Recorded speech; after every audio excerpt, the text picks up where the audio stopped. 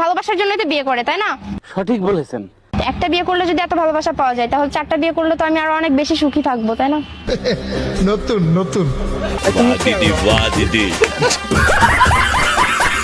তো বন্ধুরা কেমন আছেন? আশা করি সকলে ভালোই আছেন। তবে আজকে আপনার মনকে আরো ভালো করতে আমরা আবারও নিয়ে চলে এলাম অস্থির বাঙালির 24 নম্বর পর্বটি।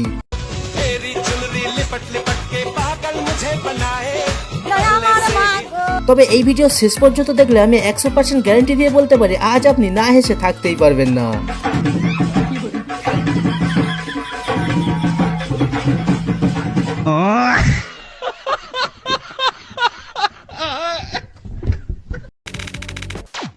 ভিডিওর নাম অস্থির বাঙালি। তবে ভিডিও শুরু করব অস্থির একটি বাবাকে দিয়ে। তবে এটা দেখে কেউ হাসবেন না কিন্তু।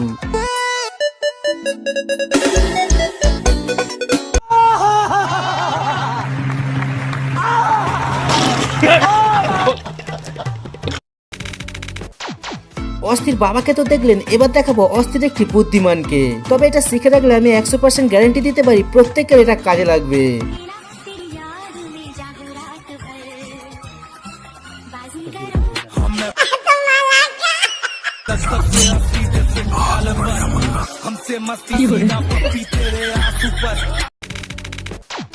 আর যখন বাঙালিদের বুদ্ধি নিয়ে আলোচনা হচ্ছে, তো এই ভাইয়েরা কিভাবে পিছিয়ে থাকতে পারে?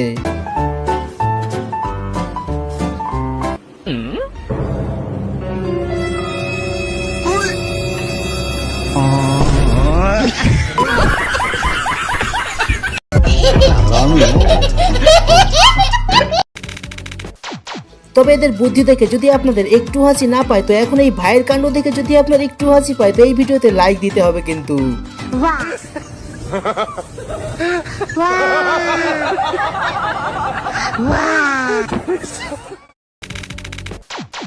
আচ্ছা আপনি বলুন তো, ফর্সা মেয়েকে বিয়ে করা ভালো নাকি কালো মেয়েকে বিয়ে করা ভালো? আর যদি আপনার এর উত্তর জানা না থাকে, তো আপনি এই কাকুর থেকে শুনে নিতে পারেন কিন্তু। ফর্সা মেয়েকে বিয়ে করা উচিত না কালো মেয়েকে বিয়ে করা উচিত? অবশ্যই কালো মেয়ে বিয়ে করা উচিত। কেন?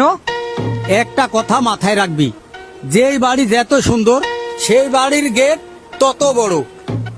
আর হ্যাঁ, এই কথাটা কিন্তু বাড়ির লাগি ছিল না।